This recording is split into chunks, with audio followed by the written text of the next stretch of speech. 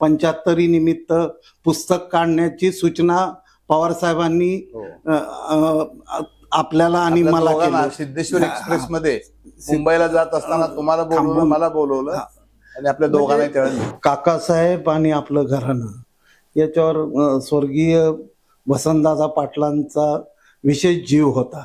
आणि त्यानंतर शरद पवार साहेब असोत किंवा त्या निवडणुकीत शहाजी बापूंना आपण मदतच केली. मग यावेळी शहाजी बापूंकडून तुम्ही अपेक्षा ठेवली होती का मदतीची?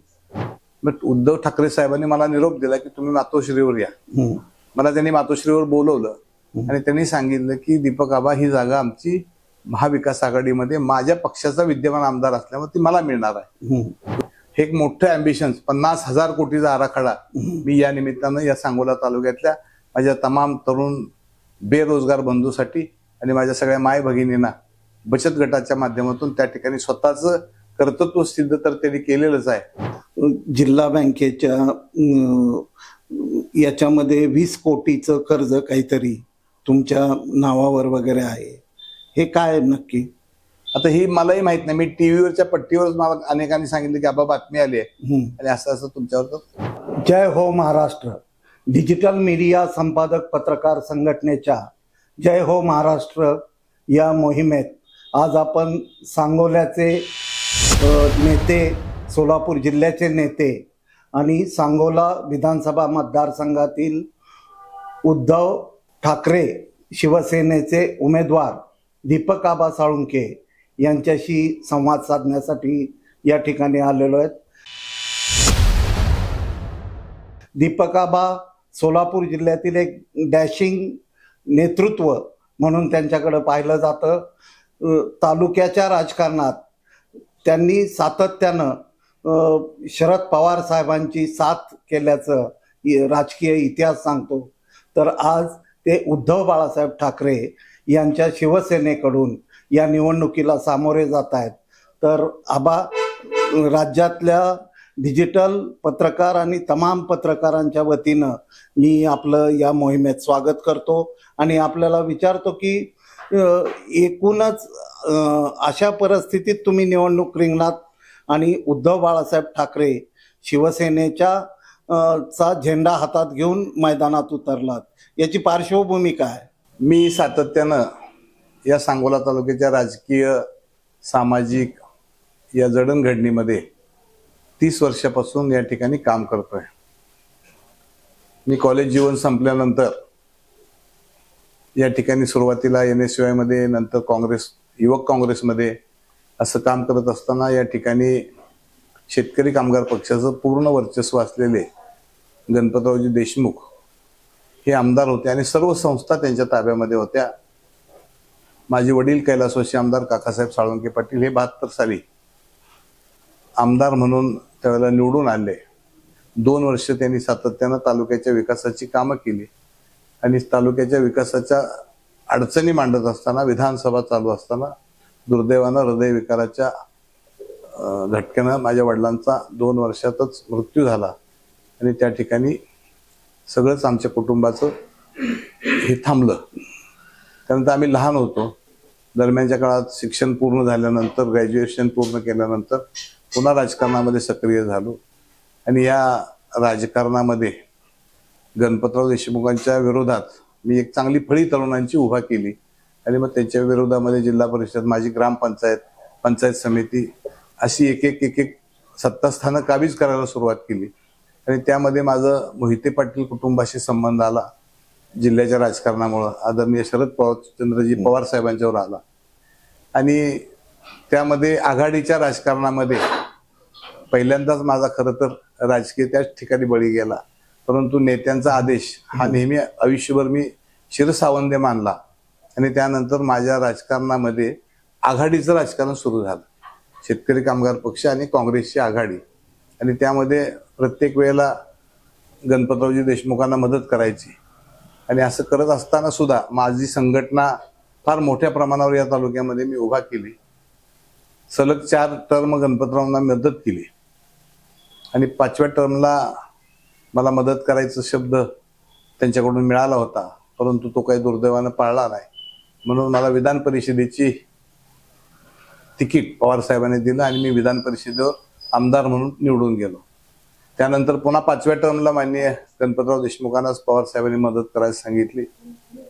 त्याही वेळेला त्यांनी शब्द दिला होता की कालच्या 19च्या निवडणुकीमध्ये मला ही जागा सोडायची 5 वर्षासाठी, नंतर पुन्हा त्यांची कंटिन्यू करायची. परंतु दुर्दैवानं ते काही घडलं नाही आणि त्यामध्ये पुन्हा काही तांत्रिक अडचणीमुळे मला मागच्या वेळेला अर्ज भरून सुद्धा उभा राहता आलं नाही. आणि त्यामध्ये मी पुन्हा आमचे सहकारी शहाजी बापू यांची अतिशय प्रतिकूल परिस्थिती होती राजकारणातली, तरी सुद्धा त्यांना मदत करून त्यांना मागच्या निवडणुकीमध्ये मी निवडून आणलं. आबा, काकासाहेब आणि आपलं घराणं याच्यावर स्वर्गीय वसंतदादा पाटलांचा विशेष जीव होता आणि त्यानंतर शरद पवार साहेब असोत किंवा काँग्रेसची सगळी फळी त्यानंतर काँग्रेस दुबंगली तरी तुमच्या घराण्यावरचं प्रेम दिग्गज नेत्यांचं कधी कमी झालं नाही. परंतु तालुक्याच्या राजकारणात मात्र तुमच्यावर सातत्यानं अन्याय होत गेला. त्याला कारण म्हणजे गणपतराव आबा, आणि गणपतराव आबांवर देखील तुम्ही प्रेम केल्याचे अनेक किस्से आम्ही ऐकले. उदाहरण सांगायचं झालं तर त्यांच्या 75 निमित्त पुस्तक काढण्याची सूचना पवार साहेबांनी आपल्याला आणि मला केली. सिद्धेश्वर एक्सप्रेस मध्ये मुंबईला जात असताना तुम्हाला बोलवलं, मला बोलवलं आणि आपल्या दोघांना त्यावेळेला दिले. नेत्यांचे आदेश आणि त्यांचं हे करत आला तरी राजकीय अन्याय सहन केला आणि त्या सगळ्या अन्यायाची पार्श्वभूमी घेऊन 19च्या निवडणुकीत शहाजी बापूंना आपण मदतच केली. मग यावेळी शहाजी बापूंकडून तुम्ही अपेक्षा ठेवली होती का मदतीची? आता आपण राजकारणाच्या परत पूर्व याला येतो. मी पूर्वीच्या ह्याला माझ्या वडिलांच्या मृत्यूनंतर काही काळ जो गॅप पडला होता तो माझ्या आई हरिभक्त परायण भागवत भक्त शारदादेवी साळुंके पाटील आणि संपूर्ण तालुका काकी म्हणायचा. काकींनी काही दिवस ती धुरा सांभाळली आणि काकींना आदरणीय वसंतदादा पाटील हे आमचे कुटुंब प्रमुख असल्यासारखं होते. त्यांनी आमचं कुटुंब सावरण्याचा प्रयत्न केला. माझे मोठे बंधू त्यावेळेला BSc ला होते, वडील वारले त्यावेळेला, त्यांना खास बाप म्हणून मुख्यमंत्र्यांच्या कोट्यातून MBBS ला ऍडमिशन घेतलं आणि बरीच वर्ष आमच्या कुटुंबाला सावरत असताना अनेक गोष्टींना आर्थिक दृष्ट्या असेल, सामाजिक दृष्ट्या असतील, मानसिक दृष्ट्या असेल, आदरणीय वसंतदादांनी अतिशय वडीलकीच्या नात्यानं शेवटच्या क्षणापर्यंत आमच्या कुटुंबावर प्रेम केलं. मी दादांचं काही दिवस बरोबर त्यांचं काम केलं आणि मला या कॉलेज जीवनानंतरच्या माझ्या राजकीय प्रवासामध्ये दादांची खूप मोठी मदत झाली. तसं आमचं कुटुंब आर्थिकदृष्ट्या वडील वारल्यानंतर कोसळलेलंच होतं, परंतु हे कुटुंब सावरण्यामध्ये दादांचा खूप मोठा मोलाचा वाटा होता. त्यांनी त्या काळामध्ये मला मजूर सोसायटी 4 मजूर सोसायट्या काढून दिल्या. त्या माध्यमातून मी कष्ट करून परत माझा प्रपंच जो बिघडलेला होता, विस्कटलेला होता, तो सावरण्याचं काम दादांच्या आशीर्वादानं मी केलं आणि मग थोडंसं आम्ही पूर्ववत त्या स्टेजला आलो. आणि दादांचे ते उपकार माझं कुटुंब, आमच्या पिढ्यानपिढ्या कधी आम्ही विसरू शकणार नाही. एवढे उपकार आदरणीय वसंतदादांनी माझ्या कुटुंबावर, माझ्या वडील गेल्यानंतरच्या काळामध्ये, अडचणीच्या काळामध्ये वसंतदादांनी वडिलकीची माया नातं या ठिकाणी जपलेलं आहे. आबा, एकूणच असं दिसतं की राज्यातल्या दिग्गज नेत्यांचं तुमच्या परिवारावर प्रेम, परंतु तालुक्याच्या राजकारणात मात्र तुम्हाला संधी नाही. तर त्या पार्श्वभूमीवर आजची ही संधी तुम्ही त्याच्याकडे कसं पाहताय?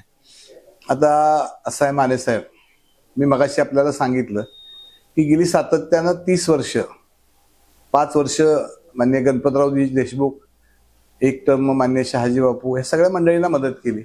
परंतु माझ्या सहकार्यांना ती खंत होती की आपण आयुष्यभर किती दिवस दुसऱ्याच्या पाठ्या टाकायच्या आणि दुसऱ्याची वकिली करायची. मग माझ्या काही कार्यकर्त्यांनी सांगितले की आबा, 1 वर्ष निवडणुकीला आहे आणि या वर्षभराच्या काळामध्ये आपण जनतेमध्ये जाऊया आणि एकदा जनतेचा सूर काय आहे तो बघूया. मग मी गेल्या वर्षभरामध्ये माझ्या तालुक्यातला वाडी, वस्ती, गाव सगळं पिंजून काढलं. त्यानंतर माझ्या तालुक्यातली 10-1 हजार कुटुंब मुंबईला पिढ्यानपिढ्या त्या ठिकाणी स्थायिक झालेली आहेत. दुष्काळी तालुका असल्यामुळं बरीचशी मंडळी माझी नोकरीच्या निमित्तानं असतील, उद्योग व्यवसायाच्या निमित्तानं मुंबईला, पुण्याला आणि भारतभर देशामध्ये स्थायिक झालेली.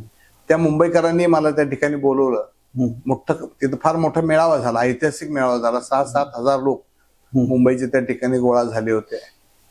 त्याच्यानंतर पुण्यालाही आमच्या तालुक्यातले मोठ्या प्रमाणावर रहिवासी आहेत, 5-1 हजार.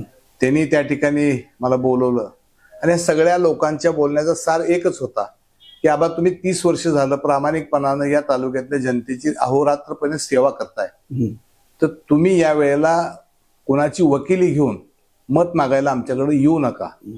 नसेल तर तुम्ही नाही आलं तरी चालेल, अशा अगदी कडक शब्दामध्ये आमच्यातल्या सगळ्या ह्या कार्यकर्त्यांनी, मतदार बंधू भगिनींनी सांगितल्यानंतर मी त्याच्यावर बारीक विचार केला आणि मी ठरवलं की शेवटी आपण हे सगळं करतोय जनता जनार्दनाची सेवा, त्यांच्या इच्छेखातर जनतेच्या मनातनच माझी उमेदवारी जर असेल तर आपण ही निवडणूक लढवायला पाहिजे.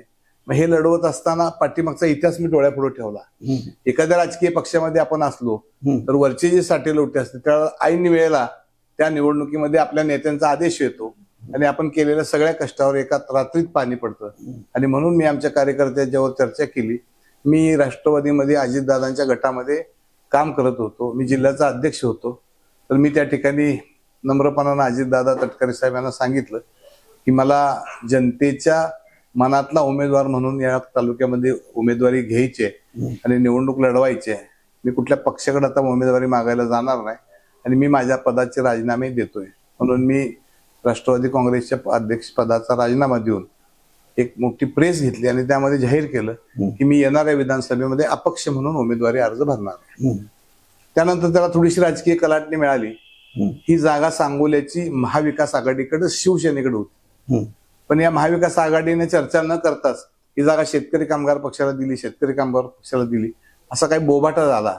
मग उद्धव ठाकरे साहेबांनी मला निरोप दिला की तुम्ही मातोश्रीवर या. मला त्यांनी मातोश्रीवर बोलवलं आणि त्यांनी सांगितलं की दीपक आबा ही जागा आमची महाविकास आघाडीमध्ये माझ्या पक्षाचा विद्यमान आमदार असल्यामुळे ती मला मिळणार आहे, तुम्ही माझ्याकडे या, आम्ही तुम्हाला तिकीट देऊ आमच्या शिवसेनेत. मी उद्धव साहेबांना हात जोडून नम्रपणानं सांगितलं की साहेब मी अपक्ष लढवतोय. काय होतं माझं आजपर्यंतच्या काळामध्ये असाच एखाद्या पक्षाचं तिकीट घेतलं की माझा फार मोठा बळी गेलेला आहे, तर त्यामुळे तुम्हालाही भविष्यात अडचण नको. तर त्यांनी सांगितलं अजिबात आम्हाला अडचण असायचं काही कारण नाही, ही जागा माझ्या शिवसेनेची आहे आणि मी या ठिकाणी तुम्हाला पक्षप्रवेश करून उमेदवारी देऊ शकतो आणि ती तुम्ही घ्यावी. आणि मातोश्रीवरनं सुटलेला एखादा बाण तो कधीच आम्ही परत घेत नाही. आणि म्हणून त्यांनी मग त्यांच्या विश्वासावर आम्ही त्यांच्या चर्चेनंतर त्यांच्यावर मोठ्या विश्वासानं पक्षप्रवेश केला. त्यांनी त्याच दिवशी उमेदवारी माझी घोषित केली. नंतर एबी फॉर्म आला आणि महाविकास आघाडीतल्या उबाटामधून उद्धव बाळासाहेब ठाकरे या पक्षातून मी उमेदवारी अर्ज दाखल केलेला आहे. आबा, आम्ही ऐकतोय की जवळजवळ 40 ते 42 सांगोलेकर हे पुणे, मुंबई, हैदराबाद इकडं हे झाले. तर हे तिकडं जाण्यामागं इथं काम नाही किंवा इथं पाण्याचे प्रश्न आहेत, हे तर प्रमुख कारण असेल किंवा तुम्ही अभ्यास करून याच्यावर काय निष्कर्ष काढला? आता मी हे सगळ्या गोष्टी बाहेर फिरलो, भारतभर देशामध्ये फिरलो. त्या ठिकाणी माझ्या मनामध्ये अशी प्रश्न निर्माण झाला की गेली परंपरेनं दुष्काळ असलेला सांगोला तालुका आता चारी बाजूनं पाणी यायला लागलेलं आहे. आपल्या तालुक्यातला तरुण कुठेतरी विस्थापित होतोय, भ्रमनिराश आहे, स्वतःला काही काम नाही, नोकरीच्या निमित्तानं बाहेर हेलपाटे घालावे लागतात.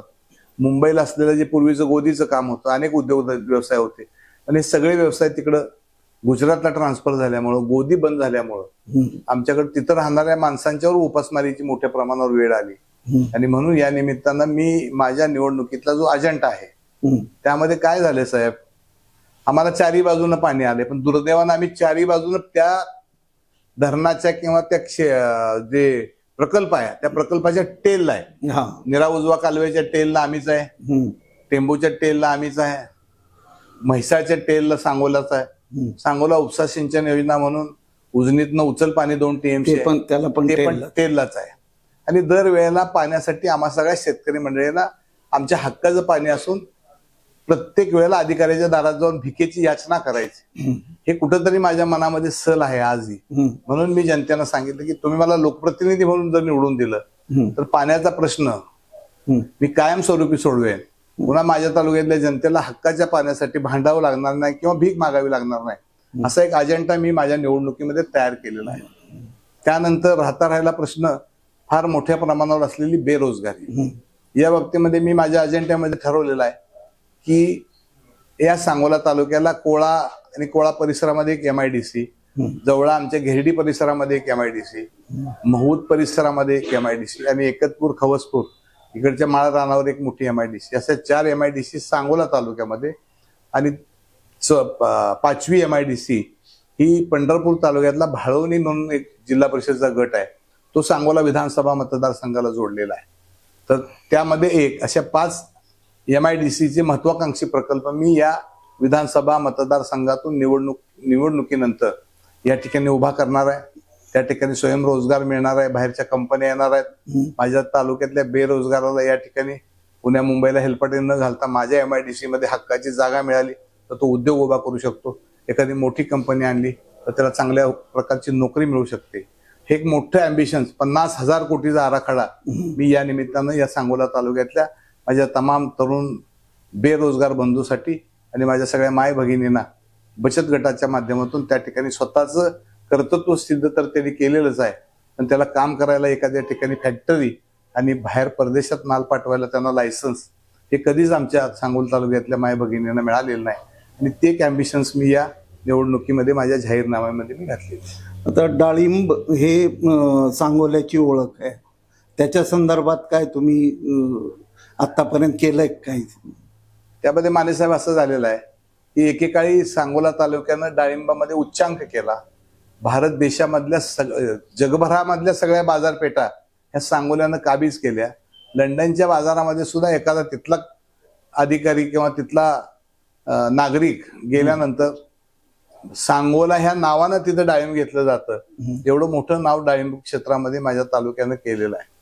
पण दुर्दैवानं डाळिंबाला एक तेल्या नावाचा रोग आला आणि त्यामध्ये सगळी डाळिंब आणि बोर शेती आमच्या तालुक्यातली उद्ध्वस्त झाली आणि पुन्हा मग तालुका आम्ही दुधाकडे डायव्हर्ट केला. आणि आज सांगोला तालुक्यातून शेतकऱ्यांच्या गोठ्यातून हजारो लाखो लिटर दूध हे त्या दुधाने शेतकऱ्यानं एक पूरक व्यवसाय म्हणून दुधाचा धंदा सुरू केला आणि तो अतिशय मोठ्या प्रमाणावर माझ्या तालुक्यामध्ये डेव्हलप झालेला आहे. आबा, आजच वेगवेगळ्या चॅनलमध्ये बातम्या येत होत्या की जिल्हा बँकेच्या